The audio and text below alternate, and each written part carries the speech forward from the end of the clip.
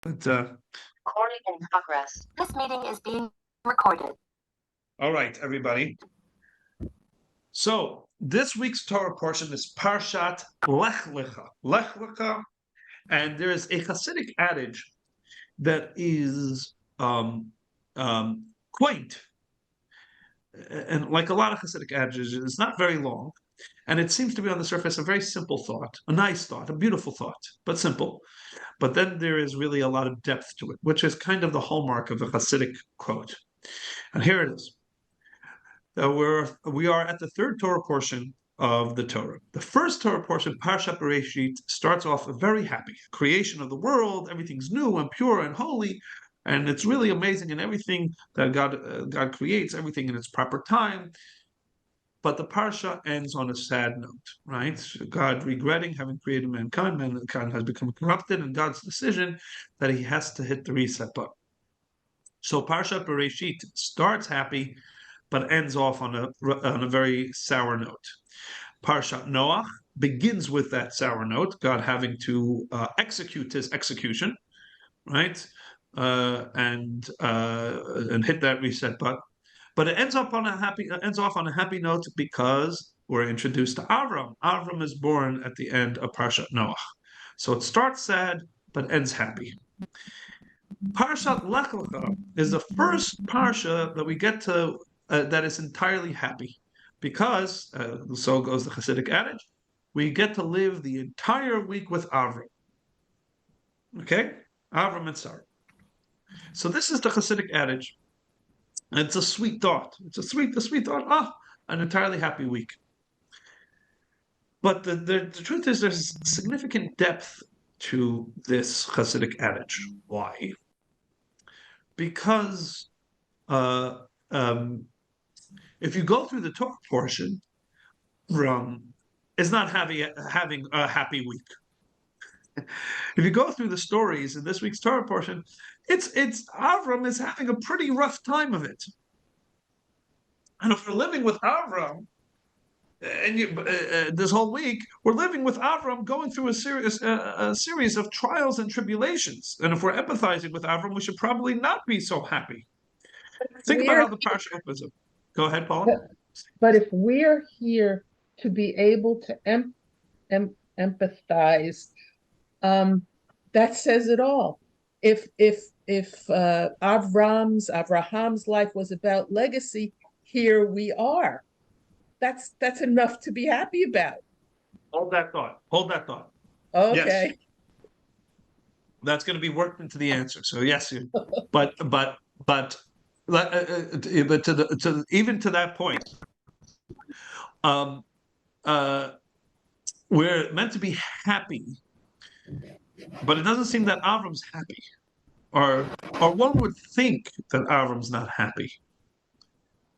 But I think this is, in a sense, what you're touching on speaks a little bit to this. And let's also recognize that the reason that Avram's not happy is because of his commitment to God.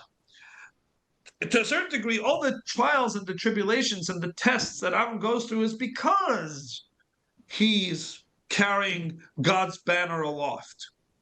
Right? Let's imagine that Avram chose to go in a different direction. Right? Avram chose, or let's say Avram never discovered God at the age of 3. He never entered into this relationship with God whatsoever. He was the son of Terach. Who was Terach? Terach was way up there on the totem pole. At that point, the most powerful king in the world was a fellow named Nimrod. Right?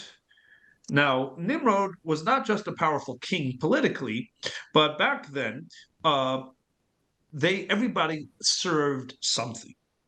It's interesting. We oftentimes think that people of kind of the earlier ages were not nearly as sophisticated as we are, right? Why? Because we go look at their tools, we look at their various inventions and their progress in these things, and we see that they were significantly behind us, and we assume therefore that they were significantly less sophisticated. And the truth is that is entirely incorrect. Because just like as we know to a certain degree that the sophistication of art that existed at the time of the Renaissance, with the painters and the composers, and the sculptors, etc., was we're trying to capture that. They were, in the golden age, as it were, right? And no, I don't think any composer or any artist who says, "Yeah, oh come on, Beethoven, sophisticated." I'm sophisticated, I'm sophisticated with my music, right? With my rap music or whatever it is, right? People, there's an acknowledgement that sophistication. There are eras where even though it was many centuries ago, there was a sophistication that outdoes our own sophistication. Now, here's the thing. Though people back in the days of Avram, etc., were incredibly sophisticated, but they were sophisticated in a different direction. Today, the only thing we really care about is the material world. And our sophistication on learning and studying and knowing how to manipulate and create and form and reform in gas, liquid, and solids is unmatched. We have developed a level of sophistication in this regard in manipulating the material world toward our desires and needs in a way that no generation before us has. But that's not only because we have been steadily climbing a hill of sophistication in this regard, but that's also because at different points in history, our focus was in different directions. In the days of Avram, the people weren't that into that. They were far more into the spiritual than they were into the material. Every person back then served something. Every person, therefore, was in essence a philosopher and was asking very deep and ponderous questions. Who am I, and why am I here, and what do I serve, and what's all this about, and who are the powers behind the world around me? They had a sophistication of the spiritual that we to this day don't have. And in fact, that's one of the reasons that you had the idea of sorcery, magic, that the Torah talks about. And today, to us, that seems like hokum. That seems like hokum because we don't have it today. Well, that's not because it's necessarily hokum. It's because back then people had a sense of astronomy and astrology and stars and spiritual forces that they were able to manipulate with a certain degree of success in the way that we are able to manipulate the physical material that would seem absolutely magical to people, of a different era. So there was sophistication and there was commitment, but it was an entirely different focus. It was in the realm of spirituality and recognizing powers and serving those powers, etc. All this to say that when Avraham kind of went his own direction in monotheism, he found an interesting side hobby that people either cared about or didn't. This is what everybody they're entirely invested in. Everybody served some sort of deity and some sort of pagan idol. This was everybody's entire focus back then. And Avram, by going in a different direction, was an absolute radical. He was a radical. And a radical on a matter, on a theme, or on a subject that was central to everybody's life in the days that Avram lived. To the point that Nimrod, being a king, was not just a king, he was served as a god. Because having that much power was indicative of a spiritual level as well. People didn't just serve Nimrod from a political standpoint, but they served Nimrod as a deity. And Avram's father Terach was the chief priest and also the sergeant at arms of Nimrod. Avram's father held incredibly high status, right? We all know the story of Avram's his foray into his father's idol shop, right? Smashing all the idols, etc., etc. We're all familiar with that story. His father wasn't a retailer. It's not like his father opened the first Idols R Us and put it on a popular street corner and made a lot of money and held the right kind of sales. if you appreciate that idols was their entire religion, not anybody could just make idols and sell it. It's not like, oh, check out the latest idol we imported from China. Idols was your entire, But the I only thought it one, was. right? But think about it. If that's everything you serve, like when we get lahavdil aleph of dollars to right to draw the biggest distinction possible, we don't buy a Torah scroll just from anybody because this is central to our entire heritage and our entire religion. So we are looking for the holiest, most devout, most capable person to write a Torah scroll, right? Now, could you imagine? It's not a Torah scroll, but it's the God Himself that these people are serving. You don't just buy it from anybody; you buy it from the high priest. In other words, Terach being the one who sold the idols to people means that Terach was the person among the community, among the city, among the nation that the people most trusted in vis-a-vis their deity. So Terach is not just anybody. This is Avram. So Avram is born into this this elite family that's sitting at the pinnacle of what everybody is into at that time, which means that Avram is destined to have a very cushy, pleasant life. All he has to do is go with the flow, and his life would have been easy and and and and bountiful, etc. And then Abraham discovers truth. He discovers truth, and he gives himself, because of his commitment, a life. No. I'll take this even a step further. He doesn't give himself; God gives him a life of trial and tribulation, all because of his commitment to God. Again, the alternative would have been a very easy, cushy, pleasant life. Now I'll take it a step further. Even after Avram discovered God and that truth, which was a radical commitment and discovery, Avram still had a choice, with the alternative leaving him with a pleasant, easy life. Don't share it. Which was Don't say. keep it to himself. Keep it to himself. Mind his own business, as it were. To be a monotheist and make it his own thing. Now, how do I know that he could have done that and lived a pleasant, nice life? Because in Avram's day, many people make the mistake and assume that Avram was the only monotheist of his day. Wrong, he was not. Avram was not the only monotheist in his day. In fact, the most um, um, uh, impactful, potentially impactful person on the planet. The greatest potential influencer on the planet was a monotheist.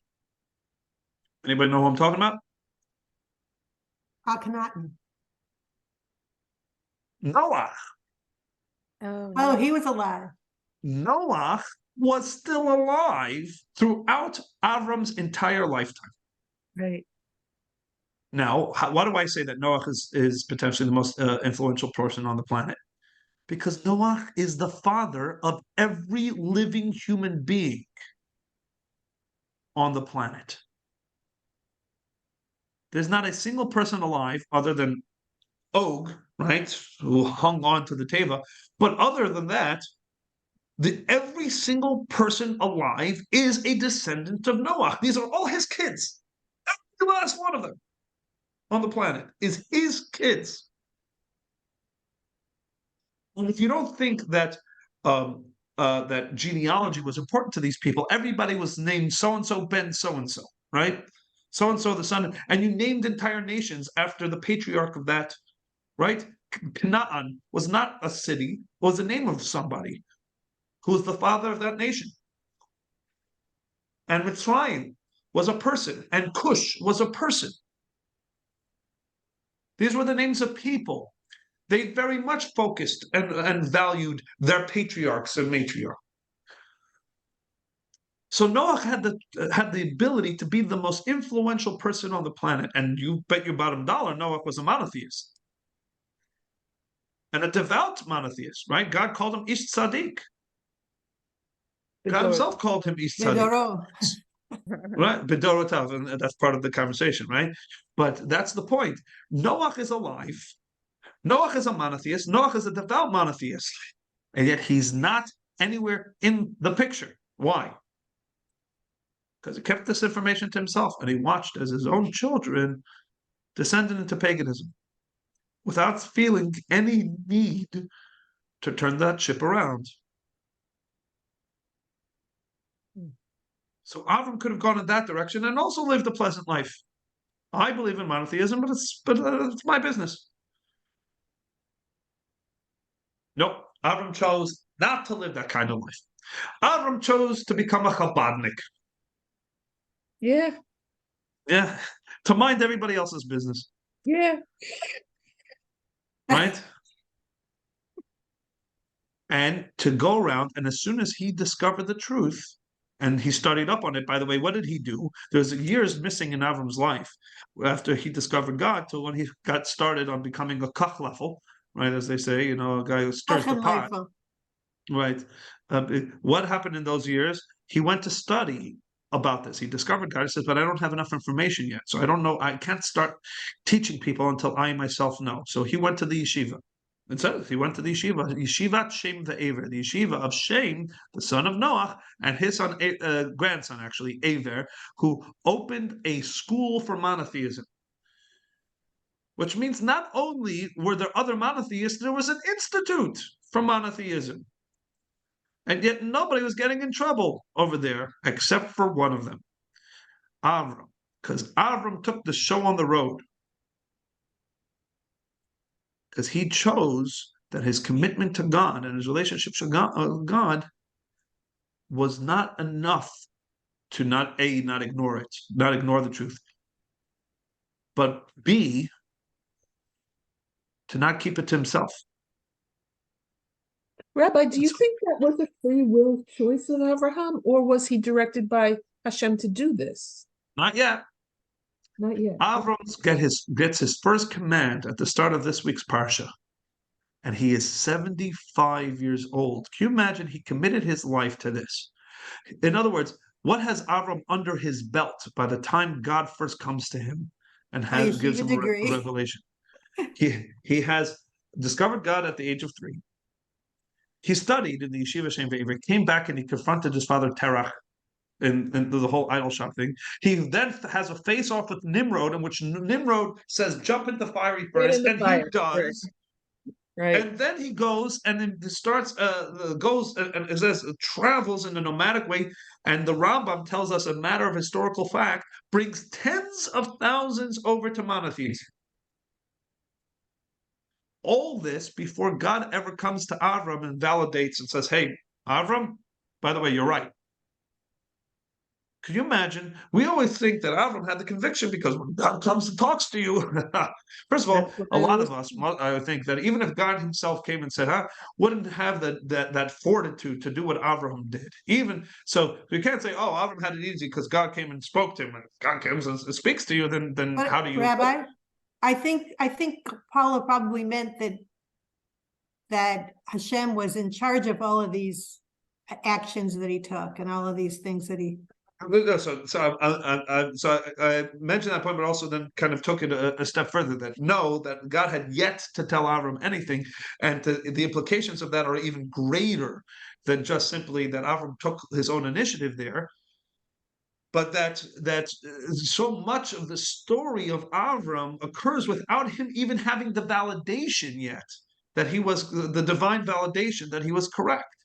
It was purely on the conviction of the truth that he knew to the very core, in the sense, the very marrow of his bones, that he was willing to do all this that he had done. And it was only at the age of 75 that God turns to Avram. And by the way, God doesn't turn to Avram and say, "Attaboy, thank you so much." Right? It's funny. There's this, they say, whether true or not. Let me put it differently. Actually, Definitely not true, but it's a cute story. They say that Albert Einstein didn't talk till he was about 4 years old. Not a word. Not a word. And his parents were concerned, fretted, whatever it is, but then one day they're sitting at the table and everybody's eating, and Albert Einstein, the little boy, little Albert, turns to his mother and says, "The soup doesn't have enough salt." And his mother hits the floor. It's like, oh, Albert, you can and full sentences with proper syntax. He says, "Yes, mother, of course I can." Just as if you were able to talk, why didn't you say anything till now? Because until now, the soup had enough salt. That's the story, right? So here, it's like God, after 75 years, well, 72 years, right? Because because Avram discovered God at the age of 3. But 72 years, Avram is committed to doing things, and not a single word from God. The first thing that God comes is not hi, hello, you're great, you're wonderful, attaboy, etc., etc. It's immediately with an instruction. It's like God says, I didn't have an instruction for you till now, so I haven't said anything to you. Now I have an instruction, so hello, here's your instruction, right? And what's his instruction to Avram? An immediate challenge. An immediate challenge, right? What's the challenge? Lech Lecha. And then God doubles down to clarify how significant of a challenge it is. From everything you know, from your land, from where you were born, from your father's household, leave everything behind that you know. V'lech lecha, and go. And where will you go? Okay, fine. If I'm leaving everything behind, at least tell me the destination. Nope. El haaretz asher areka. Right? Right? As kids, it frustrate the heck out of me. I'm sure we all know this. It's like when your parents say, okay, we're going somewhere. Where? You'll find out. Right? I remember it used to frustrate the heck out of me as a kid. And now I'm doing it to my kids. I don't even know why I do that to my kids. Right? Like, we're going somewhere. We're going. You find out. You find out. Get into the car. Just, it's so what? Why can't we just tell them? I'm not sure. I don't know. I don't know. Instinctually, I guess I picked it up from it. All turn into our parents. At some Right, point. right. But I think part of it is also because we're using this moment subconsciously to foster trust among our kids, right? What do we say? We are saying, trust me because I'm your parent, and of course I'm going to take you to somewhere that is proper, correct, good, fun, whatever it is, right? And you have to know this. You have to learn this in life that there's a certain people that you can follow, even if they haven't told you where they're going. It's not a pragmatic choice based on your own evaluation. But because I said so, and because you trust me enough that I have a good place in mind, and that's exactly what this first did. You're also telling them they'll be saying it to their children and then thinking of you. So I have a bit of an angle there. Right. There you go. Setting up a what's it called? A legacy, as it were. Legacy. But either way, a legacy of frustration. No, just but either way, so this is, in fact, that's what everybody acknowledges in the sense this is the first test, right? Go, or at least the Asher Areka part is, right? To the land where he could have just said, we're going to the land of Canaan. What would have costed God to say, leave everything you know, El Eretz Canaan? That could have been the verse. That could have been the verse. It isn't, not simply because God is holding back, but because God is teaching him something. There's going to be times where the destination is not clear, and you're going to have to trust me. You're going to have to trust me, right? And there's so much of it, and perhaps also that the journey itself is part of is part of the growth, part of the experience, part of the reasoning. It's not just about the destination. But either way, so and again, and we can focus on the very first of the 10 tests, not the first of the 10 tests, but this test, this test, because many say. Many different commentaries exactly what the enumeration of the tests are. Some say that the test of finding God at the age of 3 was test number 1. Test number 2 was being thrown into the furnace, etc. So others say no, the 10 tests start at this moment. whatever it is. If there's 10 different ways of enumerating the 10 tests, then there's 10 different opinions about it in Judaism, because that's how we are. We love Yes. we love our debates. But either way, um, uh, uh, this is one of the tests. The second of the tests follows immediately after the first one, which is God says, leave everything behind, and it's going to be good. Behayei bracha, right? And it'll be good. And so Avram says, aye, aye, captain, right? And he marches. He takes the whole family, picks himself up, halach and so and he goes, and he heads from Ur Kasdim, and he heads southward. So we know, even if we don't know exactly where Kasdim, some say they do know exactly where Kasdim is, etc. But either way, it's definitely he's heading southward toward the land of Canaan. Guess what? He arrives in the land of Canaan, and God says, leave everything behind to get here. Here's the destination. Here's where it's going to be blessing and all that. And immediately they arrive in Canaan, and what? It's anything but pleasant. In fact, it's not only unpleasant, it's uninhabitable. They can't settle in Canaan. There's a famine. There's a famine. Right? So a lesser person would look at it and say, this is God, this is what you have. This is, I'm sorry, God, I think you kind of screwed the pooch here. Like you messed this one up. And in fact, where does he end up? Back at Pharaoh. He has to go down to Egypt in the first kind of negative encounter of a Jew, and he has to go down to Egypt, and he's so concerned about the corruption in Egypt that he has to tell Sarai, pretend I'm your wife, because otherwise it might cost me my life, right? And in fact, it all plays out, and Sarai gets taken, and he, it's all like, so that drama plays out. So first he has to leave everything behind. Then the drama of arriving at the place and becoming inhospitable. Then the drama of Egypt, right? Then the drama of the rift between him and Lot, right? Right, because they come back after the whole thing that was discovered that Lot is that Sarai is actually Avram's wife, right? And so the Egyptian king says, "Why would you do this to me?" He says, "Here's some money and whatever it is. Now back off, get out of here." So they go back to land Canaan, but this time they come laden with physical wealth, and then it kind of sets off a rift between Avram and his nephew Lot, and so they have to split. And then Lot goes to Stone, and Avram is trying to settle down. No settling down, because the First World War breaks out, right? And I don't mean the First World War that we call the First World War, but what was definitely a world war at that time. All the 5 kings against the 4 kings, and every other kingdom and every other nation, even if they weren't of the 4 kings or the 5 kings, they got involved, because as the 4 kings begin their campaign to take back the 5 rebellious kingdoms, it says they begin their campaign and start conquering all the other lands around. Rephaim, they're conquering, they're on a campaign, they're on a roll. They're just like taking nation after nation. Big, massive world war breaks out, and the city that's at the center of this is the city of Sodom. And who then is a resident of the city of Sodom? Lot, right? And the survivor, it says the survivor comes. Now, who's the survivor?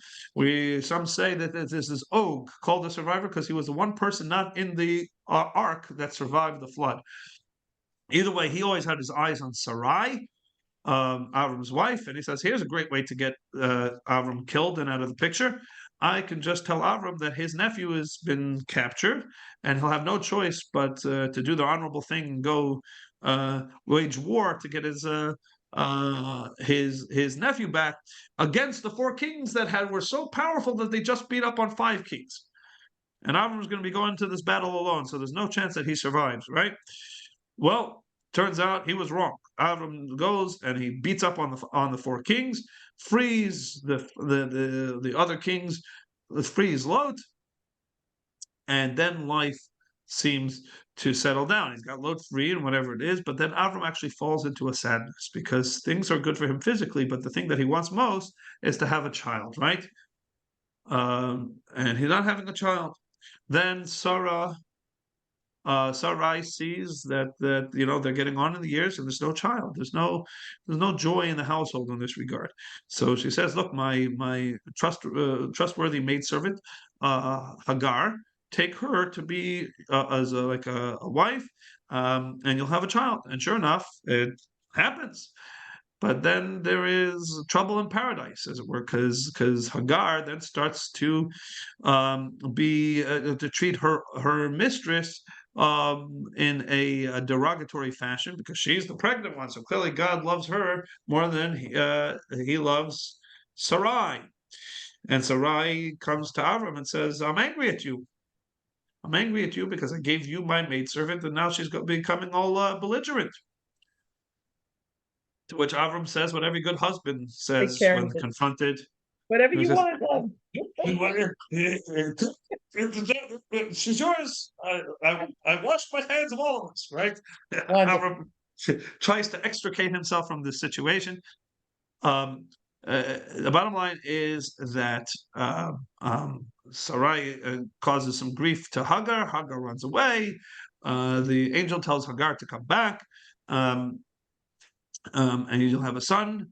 And fascinatingly, 3,000 years ago, the Torah says, and this son will be named Ishmael, Para Adam, and he will be a wild man. Yado bakol v'yad kol bo, and his hand will be in everybody, and everybody's hand will be in him. He's going to be a person that is just going to be a chaos to the world.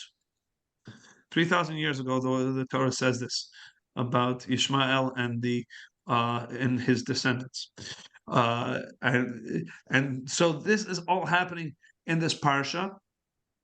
It's not an easy parsha. Avram's life is full of drama, and every last one of these dramas is connected back to the fact of his commitment to God. It's not an easy. It's not an easy life that Avram lives, and we know that he finally gets his true joy. What's his true joy? His son Yitzchak. And what does God immediately tell him to do with Yitzchak? Sacrifice. Go kill him. So to a certain degree, how can we be happy to be living with Avram if Avram's life seems to not be that happy? And Good question. The answer is because Avram's life is happy. You say, wait a minute, how could his life be happy? So much drama, all this because of his commitment to God. If he was God's chosen person, then God should have made it easy and pleasant and wonderful for him. And that would have made him happy. Wrong. Avram is not committed to God because what God can do to make his life happy. Avram is happy to be committed to God. Maybe that's why this is happening to us now. That's not why it's happening, but to a certain degree, the fact that we are facing challenges should not call into question and be a crisis of faith. God never promised the Jewish people that being the chosen nation means that it's going to be hunky-dory. I see that. Straight from the get-go, the first Jew who ever made a commitment to God, faced a constant life of challenge.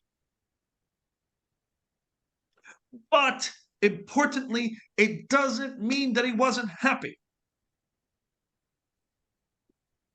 True. Avram was happy. As he himself says, as the Torah says about him, Zakeinu Sva Bayamin. He achieved a serenity. Why? Because his happiness was not derived from having material bounty and a peaceful existence. He could have had that if that was what was going to be the source of his happiness. Then he could have had it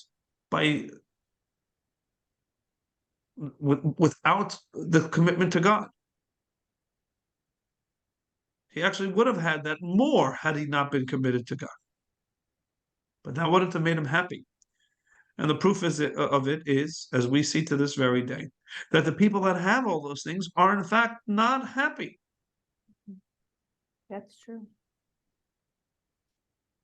Avram challenges do not mean a person's not happy. Challenges means that one's life is not easy. But ask any parent who has kids. I was thinking of that. An easy life does not equal. You should know there's a whole trend now on Twitter. It's a sickening trend that sits there and says that, of people who are not married and therefore get to like, and you hear this person says, she makes this video, says, I got to get up at noon today because I was able to go to a Taylor Swift concert last night. And you know why I was able to go to Taylor Swift? Because I have no kids. And therefore I went to Taylor Swift and I got drunk. And then I woke up at 12 and I said, you know what? I want to learn how to make shakshuka. And so I did. I learned how to make shakshuka and I made myself shakshuka. And I was able to do all these things because I'm not married and I don't have kids and I don't have any other responsibilities and I can think only about myself. Me, me, me, me, me. And exactly. And it says, and therefore I am happy. Right? And I want to tell you something. The fact that she has to make this video to make this testimony that she is so happy is because deep down she actually isn't. I hope She's you're right. I hope you're right. All these factors seem to point to the fact that her life should be very happy. So why isn't she? Because the answer is that living a life of bounty and pleasantness is not, in fact, what makes life happy. Avram, from the beginning of this parsha till the end of this parsha, was engaged in purpose. Was engaged in purpose. And the kind of purpose that we can learn from and we can emulate, and we do. In fact, he's called Av Hamon Goyim, the father of the nations. There has never been a person who has left a lasting impact on the world to this very day like Avraham. 3/4 of this world subscribed in one way or another to the Abrahamic values, whether they're getting it right or sometimes ludicrously wrong. But everybody would agree that that in a sense, call it the Abrahamic religions, that the kind of the human beings whose life perhaps provides the greatest influence is the one who lived a life that was not free of challenges and difficulties, was the one who actually embraced the challenges. And you know who says this? King David says this. V'nasato l'reyecha nes lihisnoses. It's a quote from Tehillim.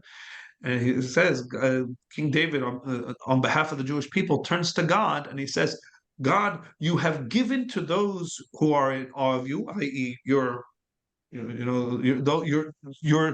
have given to those devoted to you, nace, a banner, in a sense, to be an example, right? Nace, these noses, but the word nace actually in this case means not just a banner, it means a test. Nisayon. You have given them challenges by which they then show and are an example to the other nations. We're all dealing with the tragedy that occurred on October 7th. And what is so painful about it is that this is not new in Jewish history. Perhaps that's the most tragic part about it. The fact that it's not new. And the fact that the world's reaction to it is also not new. Right. I keep thinking about how the world seems uniformly opposed to everything we are and everything we do. It's biblical. That's what I just keep thinking. This is biblical. Actually, last Shabbat, I believe it was, when Rabbi explained that not only is this not new, but it has been worse. Yeah. And I brought that home to Howie, And he said, finally, somebody is saying this. Well, and the thing And is, the- we're not used to it. We had some calm for a long time, and But it Right. was And fake. It but was more fake. important, Diane, we put our eggs in that basket. In Mhm. other words, saying that be it the Western governments that have our back, Mhm. or even Lie. the Israeli technology and whatever it is. Lie. Yeah, but not only that, we didn't just put our security eggs in that basket, but we also put our happiness eggs in the basket and said, oh, that's the reason that we're happy and we're content and whatever it is. Now we're facing the challenge where all those foundations are crumbling. And the we're question also and the thing that we have to discover and remind ourselves is that was never the source of our happiness and well-being. Because that's never been the Jewish story. And the Jewish people have been a happy people. We But sing we didn't Hallels. We realize have more it. holidays than anybody has. No, but we didn't know that. I mean, I knew about the Holocaust and everything that they went through, but having not felt it like I feel it now makes it. But what's the lesson that we have to take away from the Holocaust? And what's the lesson we have to take? Is what I talked about in this past Shabbos, is that my grandfather, who went through the worst of these things, was still a happy man. He did not let this destroy his spirit. Avram goes through challenge after challenge after challenge, including into next week, where he's asked to sacrifice his son for the sake of his devotion to God. And Avram's a happy man Mhm. because our happiness is not tied to our comforts and our sense of security and our material bounty. I wouldn't mind it. Of course, Especially Mark Twain security. says, money doesn't buy happiness, but it sure covers the down payment. Right. But the point is, of course we can ask, and we should, and there's nothing wrong with us asking and saying to God. It doesn't always have to be difficult. It doesn't always have to be dramatic. I remember there was a certain period where we were in a very difficult financial position in Chabad, um, which was yesterday. No, uh, uh, uh, we're always. But the point You're is killing that me. there was one particular point. I was like, really, like, how are we going to make this happen? And then like divine providence, somebody showed up out of the blue, a donation to Chabad that was significant, and like just when we needed it, it was like one of those things. And like I turned to God and I said, I took my eyes to heaven. I said, God, you're amazing. You're amazing. Just when we needed, just yeah, and there it is. And then I said, but God, you don't have to make it so dramatic. It doesn't always have to be so dramatic. It could just be that we didn't need the miracle. That could have also been the way this could have played out, right? Thank you for the miracle, but it doesn't always have to be so dramatic. The point is that there's nothing wrong with turning around, Diane, to your point, and saying, God, it doesn't always have to be so dramatic, right? It doesn't have to be with the challenges, et cetera, et cetera. But alongside that, we recognize that when the challenges do come, and the serenity crumbles, and sometimes the physical bounty crumbles, that at the end of the day, we come to recognize about ourselves that our sense of happiness, our sense of well-being, is not tied to those things, because even when they're gone, and as I mentioned, a significant, the vast majority of Jewish history has been when those things did not exist. And yet we we still chose to raise our children as Jews, right? We never said, you know what? Then if I don't have any of these things, then why the heck am I being Jewish? Why the heck am I sentencing my children to this life? Because at that point, it becomes stark and clear to us that our happiness doesn't lie in the security that other people provide for us. Our happiness doesn't even lie in the security we provide for ourselves. Our happiness does not lie in just being able to sit on a back porch and overlook my nicer with so right. Of course, I want all these things. Of course, there's nothing wrong with. But what happens if somebody takes away all these things from me? But I'm still a Jew and I still have my purpose. I still have my relationship with God. That's very hard. Mhm, It's of course it's hard. I can That's the deal with point. the money. I can deal with the money, but security to uh, to say No, the same thing about okay, money is guys, I- okay, I'm I- announcing, I removed my mezuzot from outside my front and back door. Okay, You can never put in it on my the inside. wildest imagination did I think I would do a thing like that. Mary, remove them, get them checked, and then put them back up. I'm not gonna put them back up outside. I'm putting them back inside the door. Jerry, put them back up. I'm not doing it. Okay, a conversation we'll have later. Those the words on the mezuzah, the name of God there is Shomer Daltot Yisrael. We gotta trust in the fact that again our security and the proof is there. The But how could Romans that you put hide security from in it? everything. Also, don't your neighbors know you? No. Let's not talk pragmatic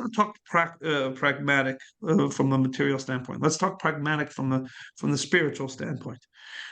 The Romans with all their walls and all their security measures, they're gone. The Greeks with all their walls and all their security measures and their armies are gone. The Babylonians and the Persians and the Ottomans and everything, we're still here. So for no other thing, if you forget the spiritual, trust in God's protection because he has history behind him and he has a history to this day. And on the one hand, it seems to be things are scary and whatever it is. But let's not. But that's a tangent and a side point. We can talk about that, and it's a very vital point. But we can talk about that separate and apart to this. Let's just bring this point home that the fact is God tells Abraham, leave your security behind, or at least what you consider security, right? Your land, where everybody knows you, and your household, etc., and strike out to nowhere. And you're going to end up in a land and there's going to be a famine. And then you're going to go and end up in a land where you're scared for your very life, right? So Avram did not have the security. And that's the point. It's not about our security. It's not about our physical bounty. And it's not. None of these things end up being the definition of our well-being and our true happiness. What it is that we're a yid. Is that we're the Jewish people. And at the end of the day, we wouldn't trade that for anything because we have that opportunity time and time again, right? Time and time again, we have the opportunity. Every single generation, we have the opportunity to say that you know what, I'm just going to stop being a Jew, and then I'll have my security. That was offered at the first Zionist conference, right? The solution, one of the solutions provided for the fact that it was a recognition that the world would never evolve beyond its anti-Semitism, right? As a result of the Dreyfus affair. Herzl was a reporter. It hasn't, the world has not evolved Correct. beyond its And that's when anti-Semitism. Theodore Herzl recognized that it was never going to happen. Because at that point in time, France was the most evolved country. And it says that when it came to Jews, immediately everybody, all these evolved people, fell back into their old anti-Semitic tropes.